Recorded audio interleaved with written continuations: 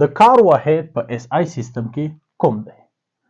لومړی باید د کار په فرمول باندې پوه شئ. د کار فرمول دی چې W مساوي کیږي F ضرب د D، چې په دې فرمول کې W کار، F قوه او D د موقعیت بدلون راښيي.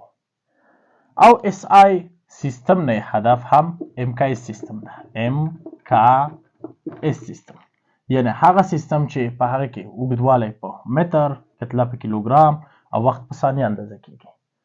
نو که موږ MKS سیستم ته راشو او په دې سیستم کې وګورو، په دې سیستم کې قوه په نیوټن سره اندازه کیږي، ضرب ده. په دې سیستم کې فاصله په متر سره اندازه کیږي. نو د کار واحد په MKS سیستم یا SI سیستم کې نیوټن ضرب متر دی، چې دې ته مونږ په فزیک کې څه شی وایو؟ ژول وایو. نو د کار واحد په SI سیستم یا نړیوال سیستم کې څه دی؟ ژول دی.